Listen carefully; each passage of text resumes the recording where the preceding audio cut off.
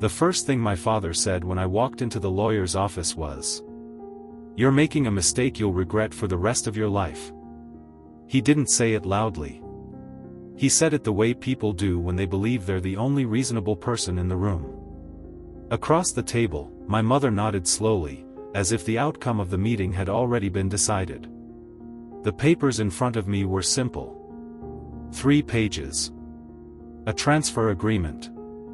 If I signed them, the family house would officially return to my parents. The same house my grandmother had left to me in her will. My lawyer leaned closer and whispered quietly, "You understand you don't have to do this." "I know. She left the house to you specifically." "I know that too." My father sighed heavily. "This stubbornness," he said, "is exactly why your grandmother made mistakes near the end." The word mistakes hung in the air. I didn't answer. Instead, I looked out the window of the office building. The street below was busy with people walking quickly, holding coffee cups, answering phone calls, living their own lives. None of them knew that a small war had been going on in my family for almost 2 years. When my grandmother passed away, the will surprised everyone. Not because it was complicated, but because it was clear. The house. The land behind it. Everything connected to that property was left to me. My parents didn't argue at first. For a few months, everything seemed normal. Then the conversations started. Small ones at first. About family fairness. About how it would be easier if the property belonged to them again. About how I was still young and didn't really need a house like that. When I didn't agree, the conversations changed. Then the tone changed. Then the phone calls stopped. Eventually, a letter arrived. A legal one. They claimed my grandmother had been confused when she signed the will. That I had pressured her. That the transfer wasn't fair. My lawyer had looked through everything. "The case is weak," he told me the first day. "You could fight this and win easily.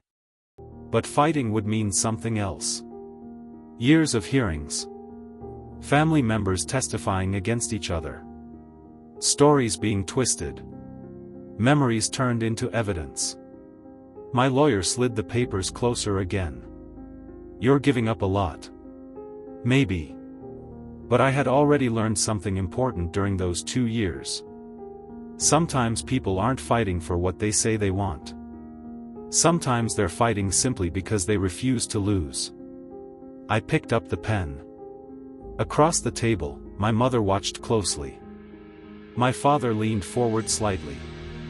The papers said that by signing, I voluntarily gave up ownership of the house and land. That I would no longer have any legal claim to it. Simple words. Permanent consequences. I signed the first page. Then the second. Then the third. My father exhaled slowly. My mother relaxed back into her chair. The lawyer representing them began gathering the papers to finalize everything. But something strange happened. He stopped. His eyes moved back to the first page.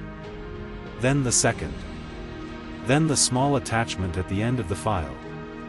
His expression changed. Just slightly. He flipped another page. Then another. My mother noticed first. "What is it?" He didn't answer right away. Instead he cleared his throat. And looked toward the other lawyer. "My apologies," he said carefully. "But I believe we need clarification regarding the current status of the property." The room became very quiet. My father frowned. "What clarification?" Their lawyer spoke slowly now. "It appears the house itself is included in this agreement." "Yes," my father said impatiently. "That's the whole point." The lawyer nodded. "Yes." He paused. "But according to this document, the land surrounding the house was placed into a long-term agricultural preservation trust 18 months ago." My mother blinked. "What does that mean?" Their lawyer looked uncomfortable now. It means the land cannot be sold, divided, or redeveloped. My father leaned forward. So what? The lawyer hesitated. Then said quietly. It also means ownership of the land was transferred to the trust itself. Silence spread across the room. My mother looked confused. My father looked at me. Slowly. What are you saying? Their lawyer turned another page. The house structure remains, he said carefully. But the property surrounding it no longer belongs to any individual owner. My father stared. You're saying we can't sell it? No. Or build on it? No. My mother whispered. Then what exactly did we get back? The lawyer didn't answer immediately. Instead he looked down at the document again. Then he said quietly. You received the house. He paused. Without the land. And that was the moment my father finally realized something. Because the house stood in the middle of 40 acres of land. Land that could never again be divided, sold, or developed. Land that no one now owned. Except the trust. My father slowly leaned back in his chair. And looked at me. For the first time in 2 years. Without anger. Without certainty. Just confusion. What did you do? He asked quietly. I didn't answer. Because the truth was simple. 18 months earlier, I had made sure my grandmother's land would stay exactly the way she loved it. Quiet. Untouched. And impossible for anyone to fight over ever again. But that wasn't the part that surprised them most. The real surprise came later. When they discovered something else hidden in the documents. Something neither of them had noticed yet. And that would change the entire story again. For a long moment, no one in the room spoke. My father stared at the documents as if the words might rearrange themselves into something more reasonable. They didn't. My mother leaned toward their lawyer. There must be some mistake, she said quietly. He shook his head. No mistake. She frowned. But the house sits on the land. Yes. And the land belongs to this trust? Yes. My father's voice hardened. So we own the house. Their lawyer nodded carefully. Yes. And we can live in it. Yes. But we can't sell the land. No. Or build on it. No. My father leaned back slowly. That's ridiculous. He turned toward me. You knew this? I did. The room went quiet again. My mother's voice was softer now. When did you do this? About 1.5 years ago. Their lawyer looked up. You established the trust yourself? Yes. With your grandmother's approval? I nodded. He flipped through the documents again, clearly impressed. This is extremely thorough. My father didn't share that opinion. This is manipulation, he said flatly. No, I replied. It's protection. Protection from who? I didn't answer. I didn't need to. The silence said enough. My father's jaw tightened. You turned family property into something no one can use. I shook my head. No. I turned it into something no one can exploit. My mother looked between us nervously. Can we at least sell the house? Their lawyer answered before I could. Technically yes. My father brightened slightly. Good. Then the lawyer added. But the house cannot be separated from the land lease tied to the trust. My father frowned again. What does that mean? It means any buyer must agree to maintain the land under the trust's agricultural and conservation rules. And they cannot develop the property, divide it, or change its use. My father slowly realized what that meant. No developer would buy it. Correct. And no investor. Correct. So who would buy it? The lawyer shrugged slightly. Someone who wants to live there. My father laughed bitterly. So we get a house in the middle of 40 acres we can't touch. Essentially, yes. My mother's voice was quiet now. But why? I looked at her. Because that's what Grandma wanted. Neither of them responded. My lawyer finally spoke. She talked about this with your client several times. He looked at my parents. She loved that land. My father scoffed. She loved this family. Exactly, I said. And she knew what fighting over land would do to it. My mother lowered her eyes. For the first time, she looked uncomfortable. But the meeting still wasn't over. Because their lawyer had stopped turning pages again. He was reading something at the very back of the file. Something small. Something that hadn't been mentioned yet. My father noticed. What now? The lawyer adjusted his glasses. There appears to be another clause attached to the trust. My mother looked tired. What clause? The lawyer read silently for a moment. Then he looked up. And his expression had changed again. This is unusual. My father snapped. What is it? The lawyer spoke slowly. The trust appoints a lifetime steward. My father frowned. What does that mean? It means someone is responsible for overseeing the land and enforcing the trust's conditions. My father waved his hand. Fine. Who? The lawyer looked directly at me. You. My father blinked. What?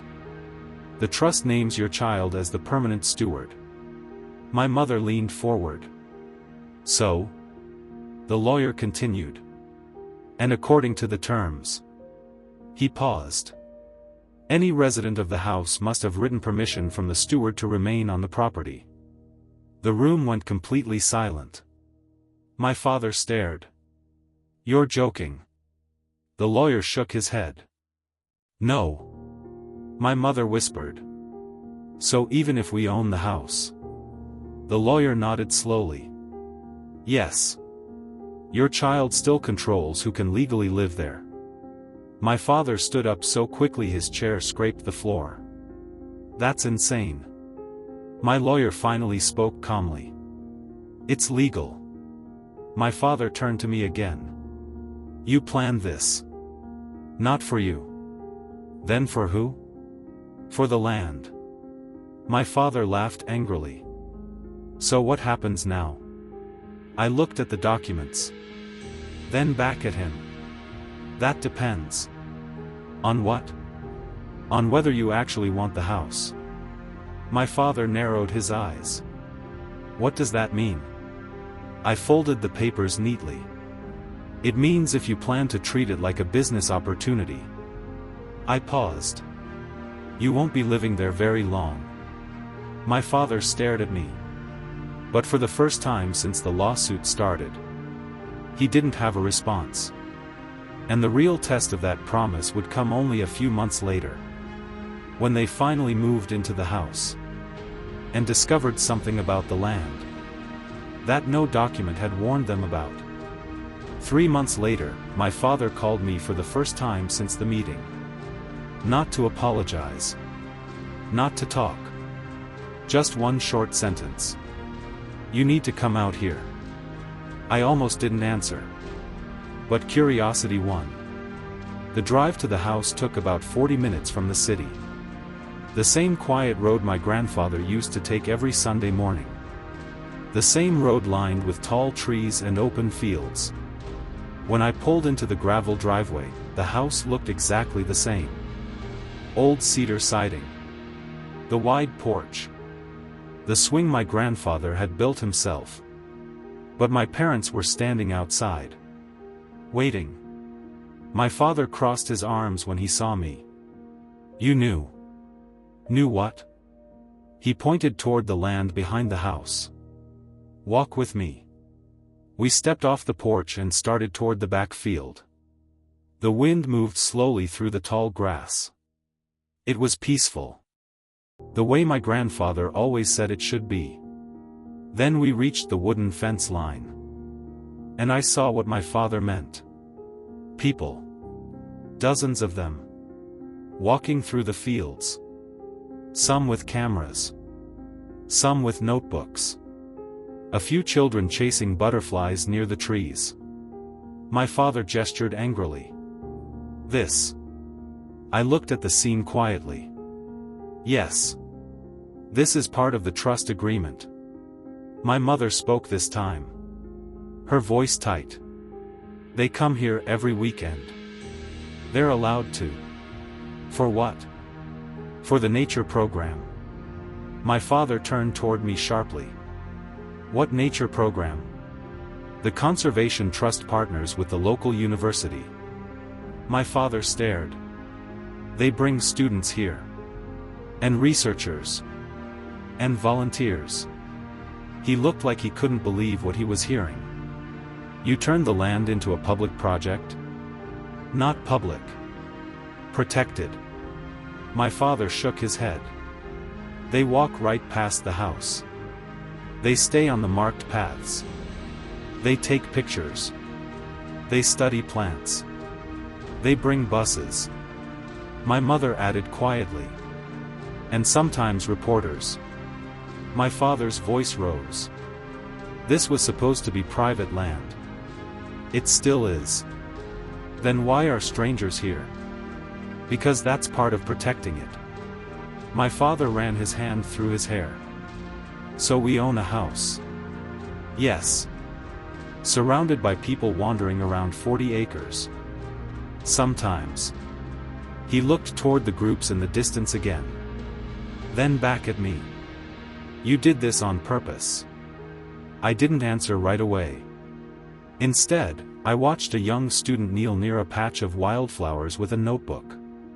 My grandfather used to sit in that exact spot every spring. Watching the same flowers bloom. Finally I said quietly. I did it so the land would stay alive. My father laughed bitterly. You did it so we couldn't control it. That too. My mother stepped closer. Why didn't you just tell us?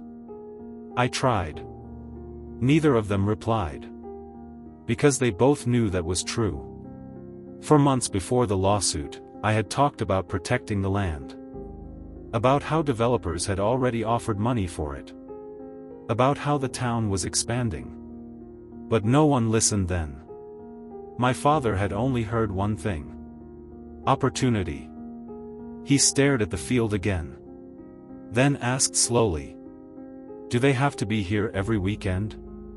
Sometimes more. And we can't stop it. No. My father shook his head. You really thought this through? Yes. He looked at me again. But you missed something. What?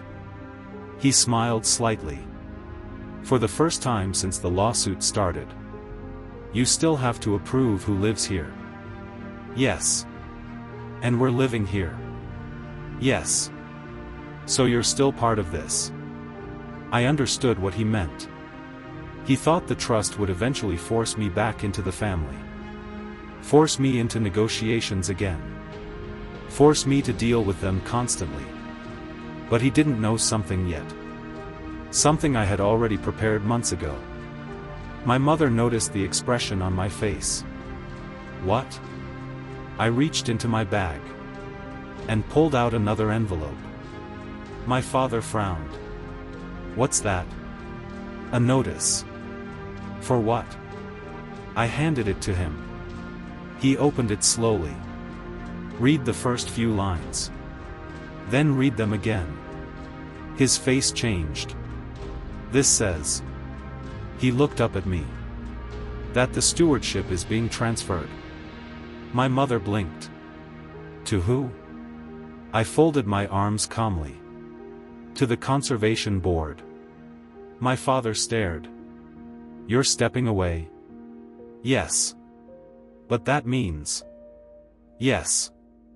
It means the board now decides who lives here. The silence that followed was heavy. Because the board didn't care about family arguments. Or pride. Or ownership. They cared about one thing.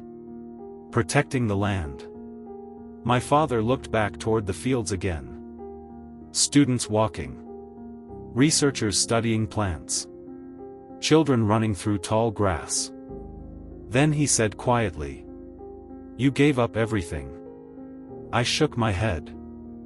No. I gave the land exactly what Grandpa always wanted. My mother whispered. And what happens to us? I looked at the house. The porch swing moving slowly in the wind. Then back at them. That, I said calmly, depends on whether the board believes you belong here. But the real answer to that question would come 2 weeks later. When the Conservation Board made a decision. That none of us expected. 2 weeks later, my father called again. This time his voice sounded different. Not angry. Not confident. Just, tired. The board wants a meeting. I already knew. They had emailed me the same morning. The Conservation Board had reviewed everything. The trust. The land agreement. The residency clause. And the situation with my parents living in the house. The meeting was held in the same small town hall where my grandfather used to attend council meetings years ago. Long wooden tables. Old ceiling fans turning slowly above us. 5 board members sat across the room with folders in front of them. My parents sat on one side. I sat on the other. The chairwoman of the board adjusted her glasses and began. "We appreciate everyone coming today." Her tone was calm. Professional. This land is now part of the Regional Conservation Network. She looked toward my parents. And the residence on the property falls under the same preservation rules. My father nodded stiffly. "We understand." She continued. "The question before the board is simple." She folded her hands. "Whether the current residents are compatible with the purpose of the trust." My father frowned. "What does that mean exactly?" Another board member spoke. "The land is meant for ecological protection and education." He glanced at a few notes. "And we've received several complaints over the past 2 weeks." My mother looked surprised. "Complaints?" "Yes." "About what?" The board member looked toward my father. "There was an attempt to hire a surveying company." My father shifted in his chair. "That was just to understand the boundaries." The man continued. "There was also a conversation with a developer regarding the nearby highway expansion." My father's jaw tightened. "That was hypothetical." The chairwoman spoke again. "The trust agreement specifically prohibits commercial exploration related to the property." Silence settled over the room. My father looked frustrated. "You're making it sound like we did something wrong." "We're evaluating compatibility," she replied calmly. My mother finally spoke softly. "We just want to live in the house." The chairwoman nodded. "That is one possibility." "Then what's the problem?" She opened a folder. "The problem is the purpose of the land." She looked directly at my parents. "This property is not meant to become another private asset." My father exhaled sharply. "So what happens now?" The board members exchanged quiet glances. Then the chairwoman spoke. "The board has reached a decision." Everyone in the room sat still. "Your residency will continue." My mother relaxed slightly. "But under one condition." My father leaned forward. "What condition?" The chairwoman's voice remained calm. "You will serve as caretakers of the property." My father blinked. "Caretakers?" "Yes. You will maintain the house. Assist visiting researchers. Report any environmental damage. And follow the conservation rules without exception. My father stared at her. So we're employees? Volunteers? My mother whispered. You want us to manage the land? The chairwoman nodded. Someone needs to live there and protect it. My father looked stunned. For 2 years he had fought to control the land. Now the only way he could stay there was by protecting it. Not owning it. Not selling it. Not changing it. Just caring for it. He slowly leaned back in his chair. And for the first time since the lawsuit began, he looked smaller. The meeting ended shortly after. People gathered their papers. Chairs moved across the wooden floor. My parents walked outside ahead of me. When I stepped onto the town hall steps, my father was standing near the railing, looking out toward the hills in the distance. My mother stood quietly beside him. He didn't turn when he spoke. You planned all of this? No. I just listened to Grandpa. My father nodded slowly. He used to say that land doesn't belong to people. Yes. He said people belong to the land. I remembered that. We had both heard it 100 times growing up. My father looked back at me. And this time there was no anger in his face. Just something quieter. Something closer to understanding. You didn't take anything from us. No. You just made sure we couldn't take it from the land. I didn't answer. Because that was the truth. As I walked down the steps toward my car, the wind carried the smell of rain again.